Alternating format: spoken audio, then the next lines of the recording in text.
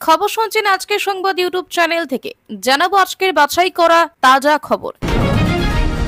বিধানসভায় বেনজি সংঘাত, বিজেপিকে শূন্য করে দেব বাংলার মানুষ, ইঞ্চিতে ইঞ্চিতে বদলা নেবে হুঁশিয়ারি মমতার।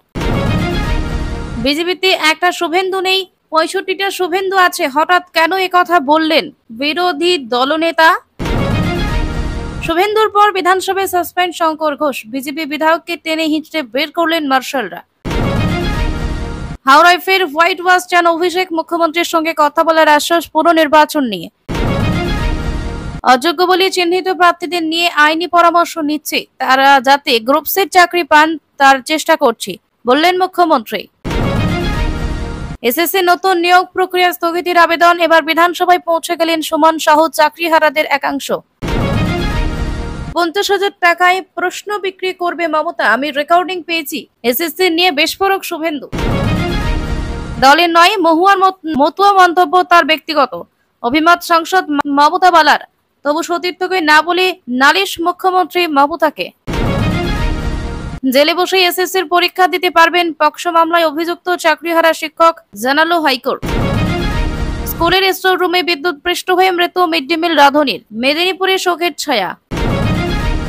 রাতে চিলেকোঠা দিয়ে ঘরে ঢুকে ঘুমন্ত তরুণীকে ধর্ষণ, হারহিম ঘটনা বারাসাতে। পুলিশ গাড়ির ধাক্কায় চলে গেছে ভাই, এবার মৃত্যু হলো দাদারও। নার্স থেকে প্যারা টিচার, রাজ্যে 18 ক্ষেত্রে তৈরি হচ্ছে নতুন পদ, মন্ত্রিসভার বৈঠকে হয়ে গেল সিদ্ধান্ত। শিক্ষককে আত্মহত্যায় প্ররোচনা, কাঠগড়ায় এক নেতা 3 সহকর্মী। ইনজেকশন দেওয়ার পরে মৃত্যু, চিকিৎসার গাফিলতির অভিযোগ পরিবারের।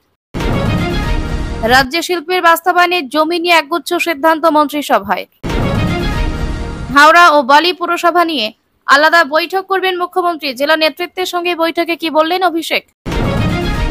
শুভেন্দুর সঙ্গে ফোনে কথা, বিধানসভায় অসুস্থ বিধায়কদের ছবি ভিডিও নিলেন নাড্ডা। আমাদের ভুল হয়েছে, এসএসসি মামলায় হাইকোর্টে ভুল স্বীকার করে নিলেন কমিশনের আইনজীবী।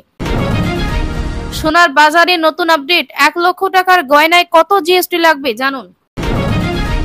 বিস্তারিত খবরে যাওয়ার আগে আপনার কাছে একটাই অনুরোধ, চ্যানেলে যদি নতুন হয়ে থাকেন তাহলে চ্যানেলটি সাবস্ক্রাইব করে রাখুন, কারণ প্রতিদিনের বাছাই করা তাজা খবর আপনার কাছে পৌঁছে যাবে। এবারের বিস্তারিত খবর। বিধানসভায় বেনজি সংঘাত, উত্তাল অধিবেশন, নিজের আসনে শুয়ে পড়ে প্রতিবাদ বিজেপি বিধায়কের। বিজেপির স্লোগানের মধ্যে বিধানসভায় ভাষণ মুখ্যমন্ত্রীর।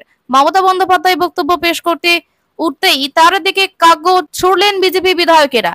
বিধানসভায় স্লোগান পাল্টা স্লোগানে বেনজির উত্তেজনা ছড়ায় আজ। বিধানসভায় উত্তাল পরিস্থিতির মধ্যে বিজেপিকে নিশানা মুখ্যমন্ত্রীর।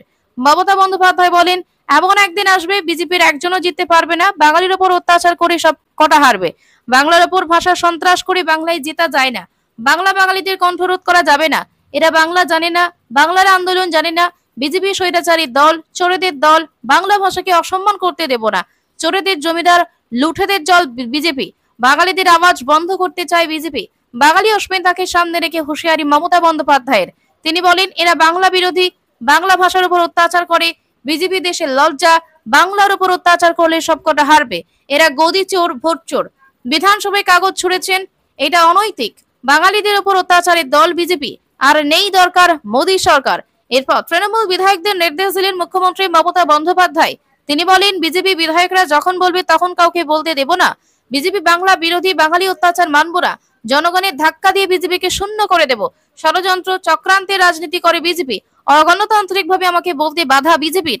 ভয় পেয়ে বাংলার মানুষকে হেনস্থা, বাংলার মানুষ ইঞ্চিতে ইঞ্চিতে বদলা নেবে। বিরোধী দলনেতা শুভেন্দু অধিকারীকে মঙ্গলবারই ফের সাসপেন্ড করা হয়েছে বিধানসভায়। সেই ইস্যুতে বাকি জেপি বিধায়ক বিধানসভায় প্রশ্নোত্তর পর্ব বয়কট করেন। বিজেপি বিধায়কদের অভিযোগ, স্পিকারের এই সিদ্ধান্ত নিয়ম বহির্ভূত। বৃহস্পতিবার এই প্রসঙ্গে শুভেন্দু অধিকারী বলেন, বিধানসভায় ঢুকে আমাদের 65 জন বিধায়ক বুঝিয়ে দেবেন, বিজেপিতে একটা শুভেন্দু নেই, 65টা শুভেন্দু আছে। মঙ্গলবার বাংলা ভাষা সংঘাতকে কেন্দ্র করে উত্তাল হয়ে ওঠে বিধানসভা। বিধানসভায় বাংলা ভাষার আবেগ সহ একাধিক বিষয় নিয়ে তুমুল অশান্তি হয় বিজেপি এবং তৃণমূলের মধ্যে। দুই পক্ষের তর্কাতর্কির পরে বিধানসভা ওয়াকআউট করে বিজেপি। সময় বরাদ্দ নিয়ে বিধানসভার স্পিকার বিমান বন্দ্যোপাধ্যায় এবং শুভেন্দু অধিকারীর মধ্যে বচসা বাঁধে। বিজেপি বিধায়ক শিখা চট্টোপাধ্যায় বাংলা বিরোধী মুখ্যমন্ত্রী বলে স্লোগান দেন। পাশাপাশি তৃণমূল সেনাবাহিনীর দ্বারা মঞ্চ ভাঙার প্রসঙ্গ উল্লেখ করে। এই প্রসঙ্গে পাল্টা সেনার হয়ে স্লোগান দেন শুভেন্দু অধিকারী। পরিস্থিতি সামলাতে মার্শালকে নির্দেশ দেন বিধানসভার অধ্যক্ষ। দুই পক্ষের তুমুল অশান্তির পরে বিধানসভা ওয়াকআউট করে বিজেপি সাসপেন্ড করা হয় বিরোধী দলনেতাকে। উত্তপ্ত বিধানসভা, শুভেন্দু অধিকারী পরিবার বিধানসভার বিশেষ অধিবেশনে সাসপেন্ড বিজেপির শঙ্কর ঘোষ। নিজের আসনে শুয়ে পড়ে প্রতিবাদ বিজেপি বিধায়কের। শঙ্কর ঘোষকে বাইরে বার করতে হাজির হন 7 থেকে 8 জন মার্শাল। বিজেপি বিধায়ক বিধানসভা নিরাপত্তা রক্ষীদের মধ্যে হাতাহাতির ঘটনা হয়। শঙ্কর ঘোষকে টেনে হিঁচড়ে বাইরে বার করার চেষ্টা করেন মার্শালরা। শঙ্কর ঘোষকে ঘিরে রেখে স্লোগান, মার্শালদের বাধা বিজেপি বিধায়কদের। বাঙালি হেনস্থার প্রতিবাদে বিধানসভার বিশেষ অধিবেশন চলছিল। প্রশ্নোত্তর পর্বের আগে বয়কট করেছিল বিজেপি। মুখ্যমন্ত্রী বক্তব্য রাখার সময় টানা সোচ্চার হয়ে ওঠেন বিজেপি বিধায়করা। বিজেপিকে ভোটচোর আরো নানা রকম ভাবে আক্রমণ করতে থাকেন। দুপক্ষই একে অপরকে চোর চোর স্লোগান দিতে শুরু করেন। সেই সময় বিরোধীদের উদ্দেশ্যে স্পিকার বিমান বন্দ্যোপাধ্যায় অনুরোধ করেন বিধানসভার মর্যাদা রক্ষা করতে। বিজেপি বিধায়ক শঙ্কর ঘোষকে আসনে ফিরে যেতে নির্দেশ দেন স্পিকার। শুভেন্দু অধিকারীকে কেন গোটা অধিবেশনের জন্য সাসপেন্ড করা হলো, এমন প্রশ্নই তুলে বিধানসভায় দাঁড়িয়ে তুলেছিলেন শঙ্কর ঘোষ। পরিস্থিতি জটিল দেখে বিজেপি বিধায়কদের উদ্দেশ্যে অধ্যক্ষ বলেন তারা যেন বিধানসভার বাইরে গিয়ে স্লোগান তোলেন। এদিকে অগ্নিমিত্রা পালকে সাসপেন্ড করা হয়েছে। আগামী বিধানসভা নির্বাচনে হাওড়া জেলায় হোয়াইট ওয়াশ চান তৃণমূলের সর্বভারতীয় সাধারণ সম্পাদক অভিষেক বন্দ্যোপাধ্যায়। আজ ডায়মন্ড হারবারের সংসদ কামাক স্ট্রিটের অফিসে বৈঠক করলেন হাওড়া গ্রামীণ ও সদরের নেতৃত্বের সঙ্গে। ছিলেন রাজ্য সভাপতি সুব্রত বক্সী। সূত্রের খবর, বৈঠকের নিবিড় জনসংযোগের উপর জোর দেন অভিষেক। জনপ্রতিনিধিদের বলেছেন আমাদের বার আমাদের সমাধান কর্মসূচিতে থাকতে। অভিষেক বলেছেন শিবিরে গিয়ে মানুষের সঙ্গে কথা বলতে হবে, তাদের থেকে সমস্যার কথা জানতে হবে। এই কর্মসূচি যাতে সফল হয় সেজন্য এলাকায় এলাকায় প্রচার চালানোর নির্দেশ দেন অভিষেক। রাজ্য সরকারের বিভিন্ন প্রকল্প কেন্দ্রীয় বঞ্চনার কথা মানুষের কাছে তুলে ধরতেও বলেন অভিষেক। খোঁজ নিতে হবে প্রকল্পের সুবিধা সকলের কাছে পৌঁছাচ্ছে কিনা সেই ব্যাপারেও 2026 সালে বিধানসভা ভোটের প্রস্তুতিও শুরু করে দিয়েছে অভিষেক। সংগঠন আরো জোরদার করার বার্তা দিয়েছেন। রিপোর্ট কার্ডের ভিত্তিতে সাংগঠনিক কিছু রদবদলেরও আভাস দিয়েছেন অভিষেক। ঐক্যবদ্ধ থেকে সবকটি আসনে দলকে জেতানোর অঙ্গীকার করেছেন এই সাংগঠনিক জেলাগুলির নেতৃবৃন্দ। সুপ্রিম কোর্টের নির্দেশে চাকরি গিয়েছে 2016 সালের এসএসসিতে চাকরি পাওয়া 25,735 জনের। দাগি অযোগ্যদের তালিকাও প্রকাশ করেছে স্কুল সার্ভিস কমিশন। সেই আবহে এবার কলকাতার ধনধান্য প্রেক্ষাগৃহ থেকে অযোগ্যদের পাশে দাঁড়ানোর বার্তা দিলেন মুখ্যমন্ত্রী মমতা বন্দ্যোপাধ্যায়। স্বয়ং জানালেন শিক্ষকের চাকরি ফিরিয়ে দিতে না পারলে তাদের জন্য বিকল্প চাকরির ব্যবস্থা করবেন, যাতে তারা অন্তত গ্রুপ সি চাকরি পান। ধনধান্য প্রেক্ষাগৃহের মঞ্চ থেকে মমতা বলেন 10 বছর শিক্ষক হিসেবে কাজ করার পরেও যাদের আজ অযোগ্য বলে দাগিয়ে দেওয়া হয়েছে, আমরা তাদের নিয়ে আইনি আলোচনা করছি, আইনি পরামর্শ নেওয়া হচ্ছে। আদালতের নির্দেশ অনুযায়ী হয়তো তারা আর শিক্ষক হতে পারবেন না, কিন্তু তারা যাতে অন্তত গ্রুপ সি চাকরি পান তার ব্যবস্থা করার চেষ্টা করছি। তাদের হতাশ হতে বারণ করব, কারণ আমাদের সরকার মানবিক সরকার। 10 বছর ধরে চাকরি করার পর কাউকে কাউকে দাগি বলে চিহ্নিত করা হয়েছে বলে উল্লেখ করেছেন মুখ্যমন্ত্রী। তবে শিক্ষা জগতের সঙ্গে যুক্ত একাংশের বক্তব্য 2016 সালের 16 ফেব্রুয়ারি এসএসসিতে নিয়োগের বিজ্ঞপ্তি প্রকাশ করা হয়েছিল। ওই বছরই 27 নভেম্বর ওএমআর শিটে পরীক্ষা নেওয়া হয়। এরপর 2 বছর পর 2018 সালের 12 মার্চ প্রকাশ করা হয় চূড়ান্ত প্যানেল। 28 আগস্ট প্রকাশিত হয় প্যানেলভুক্ত প্রার্থীদের মেধা তালিকা। 2019 সালের জানুয়ারি ফেব্রুয়ারি মাসে শিক্ষক হিসেবে চাকরি পান নির্বাচিতরা, অর্থাৎ যাদের চাকরি গিয়েছে চলতি বছর পর্যন্ত ধরলে বেশিরভাগই 6-7 বছর ধরে চাকরি করেছেন। এদের মধ্যে দাগি অযোগ্যরাও রয়েছেন। সুপ্রিম কোর্টের নির্দেশ মেনে গত শনিবার দাগিদের তালিকা প্রকাশ করে স্কুল সার্ভিস কমিশন। 1806 জন দাগি অযোগ্যদের তালিকা প্রকাশ করা হয়। তার মধ্যে যারা নতুন নিয়োগ প্রক্রিয়া অংশ নিয়েছিলেন তাদের অ্যাডমিট কার্ডও বাতিল করে নেওয়া হয়েছে। সুপ্রিম কোর্টের নির্দেশ, একজন দাগিও নতুন নিয়োগে অংশ নিতে পারবেন না। এবার মানবিক কারণে আইনি পরামর্শ নিয়ে তাদের পাশে থাকার বার্তা দিলেন মুখ্যমন্ত্রী।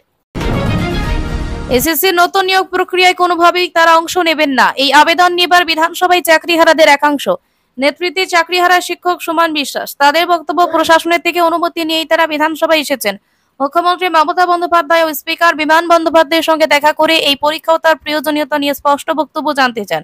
চাকরিহারা শিক্ষক সুমন বলেন, অযোগ্যদের তালিকা ইতিমধ্যেই প্রকাশিত হয়েছে। যদি এই তালিকাকেই শিরোধার্য বলে গণ্য করি তাহলে বাকিরা যোগ্য, তাহলে নতুন করে তারা কেন আবার পরীক্ষায় বসবে? মাননীয় মুখ্যমন্ত্রী এই পরীক্ষা স্থগিত করুক, যোগ্যদের নির্ভুল তালিকা প্রকাশ করুক।